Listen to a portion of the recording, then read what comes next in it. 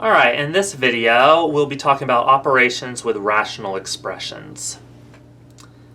By using our simplification knowledge from the last video, as well as the factoring and properties of real numbers we already have gotten much more accustomed to, we can talk about how to multiply rational expressions, and namely, it's really nothing more than multiplying fractions and reducing. So, for example, if I want to multiply and then simplify these, this one will factor as 2x plus minus 3 and x plus 2. This one factors as x plus 5 and x minus 1. And then this one factors as, I can factor out an x because it's a common factor. And then the rest will factor as x minus 2, x minus 1. And then finally the bottom factors as 2x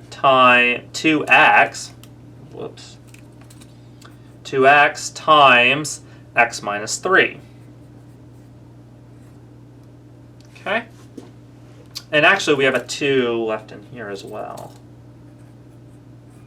Alright. And so, now we can go through and recognize that when we multiply these together, it's actually one big fraction. And so, we can actually cancel the following way. 2x minus 3 appears in both the top and the bottom, so they cancel. X plus 2 only appears in the top. X appears in the top and the bottom, so it cancels. X minus 2 only appears in the top, and x minus 1 appears in the top and the bottom, so it cancels. And so, what we have left is x minus x plus 2 times x minus 2 over x plus 5 times 2. But then, simplifying each of those the top and the bottom down, what we end up with is, and because I'm being bad, I forgot to mention here, I can't have x equal to 3 halves. I can't have x equal to 0, and I can't have x equal to 1. Because when I cancel those, I need to write those in to keep the domain the same. What that means is, so now at the very end, I go ahead and I can expand these back out. This creates a difference of squares, so x squared minus 4. And the bottom, distributing, I get 2x plus 10, with the understanding that x cannot be 0, 1, or 3 halves.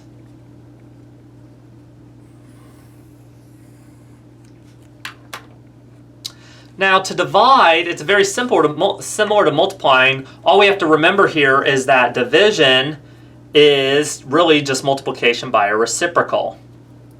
So if we want to divide this, it's really the same thing as just writing out the factors here. This is a difference of cubes, so we can factor it as x minus 2 times x squared plus 2 times x plus 4. Hopefully you're realizing just how useful those special factoring formulas are. This is a difference of squares, so x minus 2, x plus 2. Oh, look, stuff already cancels. But then we're also multiplying by the reciprocal of this. This bottom will factor as x plus 2 times x squared plus minus 2x plus x plus 4. Yeah, plus 4. And the bottom is, and the top, which is now going to be our bottom because the reciprocal, factors as x plus 2 and... Does it factor? It doesn't. It does not factor. It's irreducible. But that's okay, because now Nothing actually makes it 0, so we can actually cancel it, which is great. And so that doesn't change the domain at all because that's always positive no matter what x is. And where is it?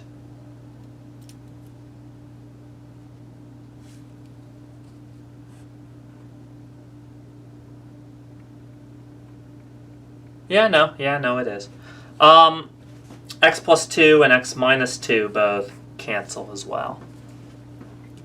And so what we end up with is, we know that because we canceled those actually do affect the domain. So x cannot be positive 2 because of the minus 2 part. That would make those 0. And the plus 2 would be made negative by minus 2. So x can not be plus or minus 2. But otherwise, with that understood, an equivalent expression would be x squared plus 2x plus 4. So now it's time for you to try out an example. Go ahead and perform the multiplication and division with a and b and simplify. On the count of 3, I'll reveal the solution. 1, 2, 3.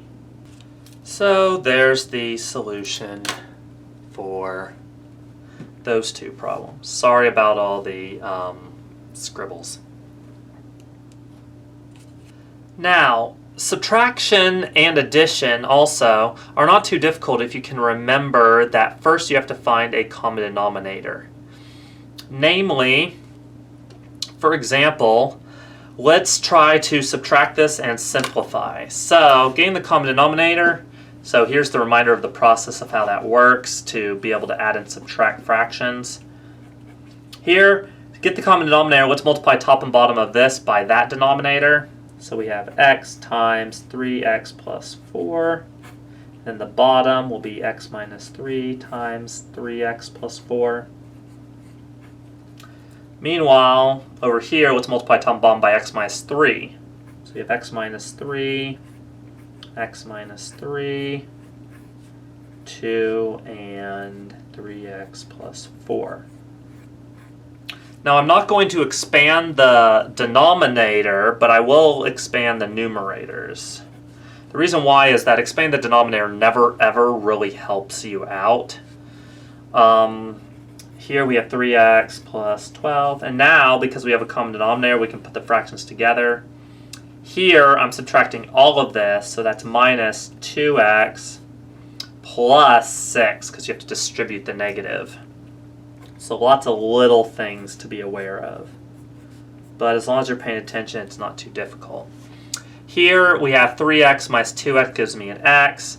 12 plus 6 gives me 18. So we end up with x plus 18 over that times that. So if I were to expand that out, FOIL it out, I'd get 3x squared.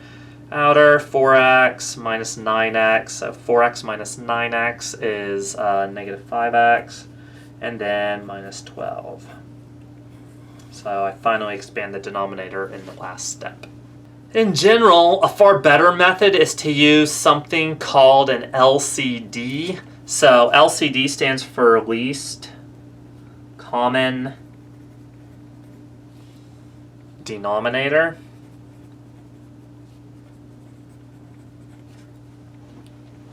And so the idea here is to recognize what would be the smallest or the least common denominator that would actually make it so I have a common denominator.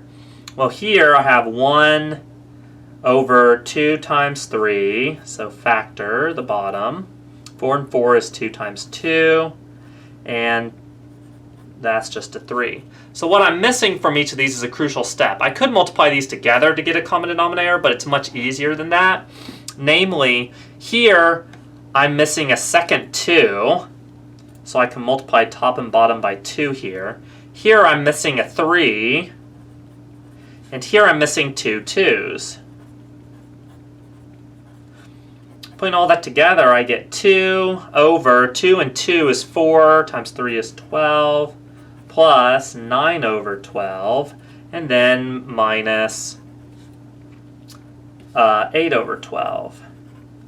And now I can go ahead and perform this. 2 plus 9 is 11, minus 8 is 3. So I get 3 over 12, or just 1/4. So working with this, with addition and subtraction of rational expressions, the best way to do this is to go ahead and write out the factors. So if we factor top and bottom, this one is x minus 1, this one is x, and this one is x plus 1 times x minus 1. So what's missing from each of these? Well, this one is missing an x plus 1 and an x. So we have 2 over, let's throw in an x. So let's back up a moment. So we're taking 2, we're going to go ahead and throw in an x plus 1 in the top and an x. And we're going to do that because we want it in the bottom. Okay? Minus 2. Here we're missing x plus 1 and x minus 1. So we noticed before that was x squared minus 1 over the bottom, which is x times x squared minus 1. Plus x plus 3, all we're missing here is the x from here, because we already have the x minus 1. So let's multiply top and bottom by x. With that, so we have 2x squared plus 2x over x, let's write it out just this way, x cubed minus x, expanding all of it out, minus 2x squared minus 2 over x cubed minus x plus x squared plus 3x over x cubed minus x, which means we can put all of these together. So we have 2x squared plus 2x minus 2x squared. The negative will transfer in, so plus 2 plus x squared plus 3x, and now it's just all about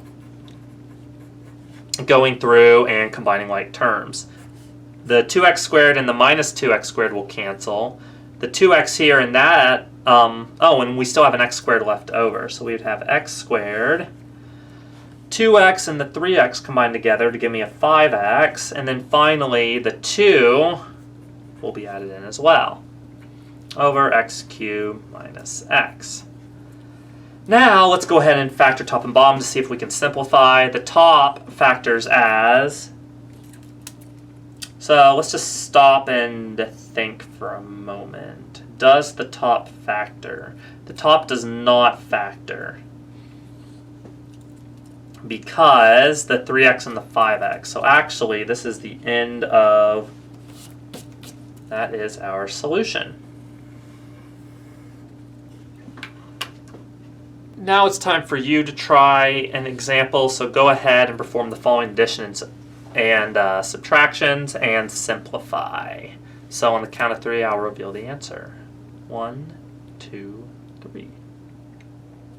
And so there are the solutions. Again, sorry for this. This scribble was a mistake. For more practice in working with operations with rational fractions, be sure to see page 842 of the textbook and look at problems 33 through 46.